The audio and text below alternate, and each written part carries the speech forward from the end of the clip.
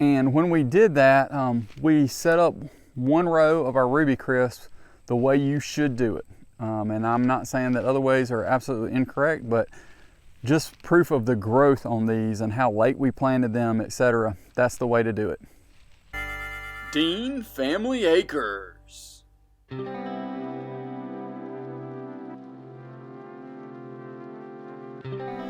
This is our front lawn right in front of our house. When we first moved here, we had trees and bushes growing up to the roof. They were a foot off of the foundation. We yanked all of those out. We have slowly replaced several different plants or bushes or shrubs throughout this. We've made videos of a lot of it. Some of them we've posted, some of them we haven't, just because of trying to edit through everything. But the goal is to get this area right here plugged with some of this centipede grass. So why, you ask, are we going to actually plug this and not just go get a pallet of centipede? I'm not sure what type of centipede this is, and I want this to match. We want this to be a very, very nice area right here at the front of the house. This area here has done well and it has spread. We've let it go to seed a couple of years. I sprayed it 2 years ago with some 2,4-D, and that year after we sprayed it, it looked incredible. This past year it looked pretty good. Right now it's got some other weeds and stuff coming up. So we're gonna work on some of that as well and just that expansion, but we're gonna get this area plugged. That's multifaceted because we also need to level this. It's really not that bad. You don't know how many times I've tilled this up or had the tractor in here or run pipes through here, etc. But we want to get this very nice and level. It doesn't have to be golf course quality, but we definitely want it to be really, really nice just because of the size of it. You know, we're looking at about, I think it's 30 feet from here to here, to our beds out to where this trench is here. And then it's approximately 75 feet from that bed to about where the camera is. And that area should be very, very manageable. You notice the trench here. This has plumbing in it. We trenched tons of our yard at least 2 Mother's Days ago. It was the Mother's Day, I think, of COVID year. And honestly, I think it was the year before COVID that we trenched this. We've run water lines. You've seen those videos in regards to the muscadines, which you can see in the background here from our Ruby Crisp muscadines. But we've also run those water lines to our garden. All of that has worked absolutely awesome. We also installed sprinklers here, but we never installed the control valves or the control box or those things. So basically there's sprinklers pretty much out almost as far as you can see to the big maple tree there. And then there are also some in here. We just need to install this row and make sure that we've got all of our zones appropriately done, and also work on the beds here. One thing about beds, when you completely redo them, it doesn't take long for something to come back in and just take them back over. We put down multiple layers of newspaper as well as pine needles. We should have done that probably again the next year, just layered it again, and we didn't. So we had tons and tons of briars. I'll let you kind of see some of that here as we time lapse some of that, but tons and tons of briars over here with our irises. And also we're second guessing this tree over here. So let me let you actually see this tree and why we're second guessing it. Definitely trying to be as real as possible with y'all, just based off of what this looks like, because I know it looks absolutely horrid. It's one of those things that I've kind of put off, but this tree here is a weeping cherry tree. And I felt like it was going to stay fairly small. I know it looks kind of close to the house. It's about 6 feet away, so it's probably a little closer than it needed to be, but I also I didn't want it to be at the end of the bed. But we planted this tree here because weeping cherry trees are just absolutely beautiful. It does have white blooms, but there's a couple things that we've run into with this tree. Number one, the deer love it.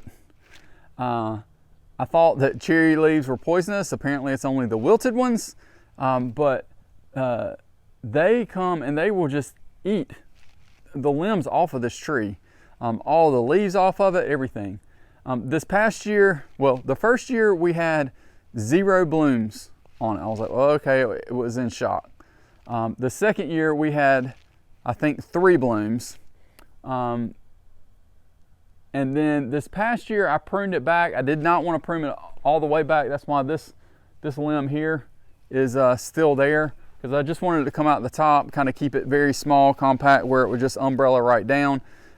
We are going to see if this doesn't have very many blooms this year, it's coming out, because a weeping cherry tree, the purpose of it is those blooms. They just look absolutely beautiful, and we're going to see what this thing does.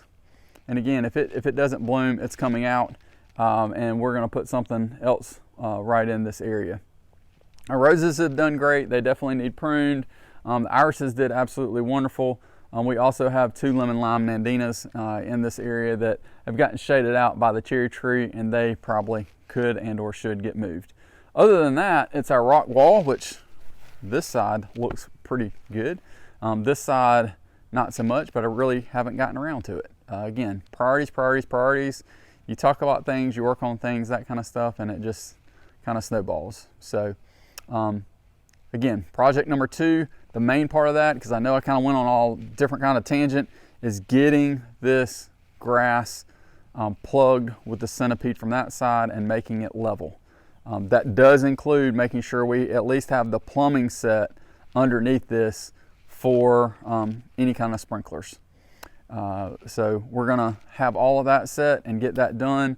Plan and goal is to get those plugs in I believe April or May. So we'll plug from over there here, and that way we can then have this multiply and grow in, and within 2 years we should have a very nice lawn that looks like this side, and we will slowly make sure that we're trying to get this as leveled out as possible too, considering our trenching situation. All right, everybody, so we're over here by our muscadines that we put in. If you hadn't seen those videos, then check those out here. We expanded our muscadine vines last year considerably. We actually put in, I believe it was 9 new vines. And when we did that, we set up 1 row of our Ruby Crisps the way you should do it. And I'm not saying that other ways are absolutely incorrect, but just proof of the growth on these and how late we planted them, etc. That's the way to do it. I will say that we had several other bare root vines that we planted over on our chain link fencing that did really, really well. I know some people say don't do that. Listen, it's a free trellis and we wanted something over there. So that's what we did. We may end up at some point putting a wire up so they're not actually on the fence, but they will still be basically over the fence. We own both sides of that fence, and that's why that will work that way. But what I'm talking about over here is having the water set up, having that wire at the appropriate height, being able to actually use those blue tubes to control that growth. Blue tubes are a love-hate relationship. You do have to kind of work around them and be able to trim out that vine growth that's going to come out of the bottom. But I think that they're very, very beneficial just for keeping weeds back, keeping predators at bay in regards to mice, rabbits, anything like that might gnaw on your vines. So what leads me over here, because I could go multiple different places and talk about muscadines, because we've got one on that side that we need to replace. But right here, you'll notice there is no wire here. So we are going to have this side set up just like that side. We currently have 1 vine planted on this trellis, or at least this row, even though we don't have the full trellis up yet, and that's a late fry.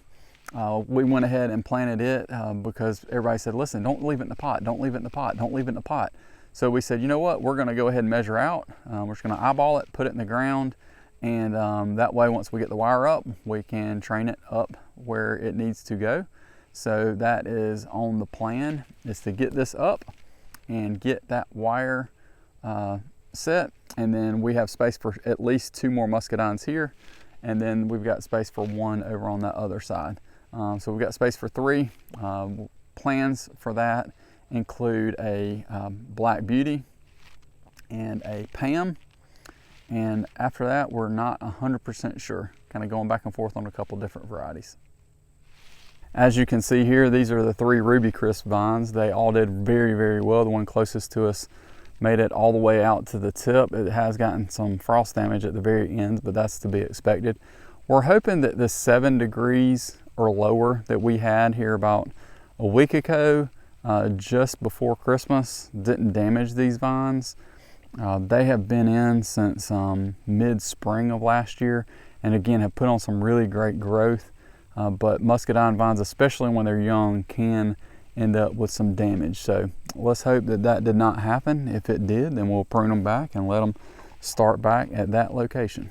All right, guys, so let's talk blueberries. So you might have seen our video last year where we did blueberry suckers. Check that out right here. And we're hoping to be able to do that again this year. But we have approximately 15 or so planted blueberries that are ready to go into the ground now, and the goal is to at least get 1 row set up for that. You'll see here, this is the blueberry bush that we actually moved from our old house, that originally came from my grandmother's, and my grandmother actually gave this to me, gosh, probably 10 plus years ago now. And when we moved it, it was just a little bush, and we pruned it back really, really well about 2 years ago, and this thing just took off. We're now getting suckers off of it, and it's done really, really well. I'm very thankful that I've been able to actually clone and basically root cuttings off of this plant, because I no longer have access to the original tree, which is very unfortunate, but it just is the way it is. So blueberries, we're gonna incorporate a row in some form. I'm still trying to debate where those are, but we need to do that in the very near future. So that goal will certainly be very high on the priority list. Hey guys, our 2023 garden is gonna include a lot of new and interesting things that we're hoping to grow. Number one thing we're hoping to really do is dial in these raised beds. It seems like every year we're like, we're gonna do this, we're gonna do this, we're gonna do this. And I feel like we get a little better every single year, and to be all honest, my wife is the guru of doing these vegetables and that kind of thing. Very, very thankful for her to be able to help and do that kind of stuff. These raised beds have been absolutely perfect, but again, just dialing in exactly how we do and what we do in the beds versus in the ground. Our DeWitt landscape fabric has been spot on, and we will not change that one bit, other than maybe kind of changing the layout. Last year we purchased some used landscaping fabric that was wider, so we had to deal with less seams. That's been good and bad. A couple different advantages or disadvantages. We'll talk about that in our gardening video coming up in the coming months. And last but certainly not least, we have our persimmon tree. I don't know if you guys have a persimmon tree anywhere near your place, but I would strongly encourage you to check that out. We made persimmon pudding with this. We also talked with our buddy Ronnie over at Early Bird Farms SC, and he has tried to graft persimmon trees for deer. And what we're gonna do this year is we wanna learn to graft. That is probably one of the top priorities in regards to what we wanna do this spring, is learn how to graft different types of trees. And we have this big American persimmon here. I've let multiple different persimmon trees come up from seed and have missed them with the mower for 2 years now, so that we can dig them up, transplant them, and also allow them to be grafted. And we want to graft some Japanese varieties, both astringent and non-astringent. And we'll highlight some of that too in the coming months as we learn how to graft. And again, it's us learning. We don't know every single thing. I know a lot of times folks come on and they think they know everything, and sometimes I even get comments, you act like you know what you're doing, and I kind of feel like I do, but I don't always. But again, it's a learning experience, and we appreciate you guys following along and learning with us. I know that there are things that I don't necessarily have access to. I love watching some of those guys that work on the huge diesel equipment. I just think it's really, really cool. Andrew Camerata has a ton of followers. He bought a mountain, he's putting in roads, all that kind of stuff with rock trucks. I have no need for a rock truck, but you know what? It's kind of cool to be able to watch them do that with a huge excavator and a rock truck that probably costs more than my house, and be able to do things on on their property. So again, it's all about learning and being able to have access and see what other people do, even if you don't know necessarily how to do it or have access to be able to do it. Some things you obviously can. You definitely can garden. If you say, I don't have any property, Matt, guess what? You have access to pots or 5-gallon buckets or something like that. You might not necessarily be able to have a muscadine vineyard or 20 muscadine plants or whatever your goal might be right now. Eventually you might be able to get there, but in the future, you know, kind of work towards that goal if that's truly a goal that will be beneficial for you. But in the meantime, what you can do is you can always grow a tomato plant. You can always grow some spices. You can always grow a little blackberry vine if you want to. Just put it in a pot. Only thing that's different about doing things in raised beds or pots or anything like that is you just have to make sure and keep up with watering much more on a time scale. We grew tomato plants one year in pot and 5-gallon buckets, and they did well, but you had to stay on top of them with watering. They will dry out much faster than you really think. So really appreciate you guys being able to join us today on this video as we kind of just talk about some goals for 2023 and where we're hoping to go from here. One of the cool things about YouTube is that you can always look back and see just what your progress is. I know for us, that's one reason we really started YouTube, is to be able to kind of look back and see exactly what we've done on our place, how the kids have been involved, and also just remembering where we put things. You know, we have a hydrangea here behind me. There's an acuba here that I got from my grandmother. There's some nandina we got from my grandmother. A lot of different irises that we got from various people through here. There is a tulip tree here at the end that has just gone gangbusters this past year that we planted in regards to creating that bed. Again, just where things have come. We were looking at videos the other night around Christmas time just to see exactly what was it like when we first moved here and there were no beds in regards to landscaping. It was just some shrubs growing to the roof in the front that were planted way too close. And what have we done? And how have we improved the place that we came to and we've been blessed to be able to enjoy? And how have we incorporated other things that mean a lot to us in regards to those plants that we've gotten from friends or family members? And just how we've been able to incorporate that. And then hopefully at some point, maybe our kids will be able to appreciate it too. Again, thanks so much for watching, guys. I hope that each and every one of y'all have a blessed 2023. Know that no matter what we have in 2023, we're truly blessed, and you can always be on the lookout for that. Looking forward to a couple new exciting announcements in the coming weeks and hearing each and every one of you guys' feedback and just how you're doing. Have a blessed day. Don't forget to like, share, and subscribe. And when you do subscribe, don't forget to ring that bell like Mike Tyson did in the 1980s.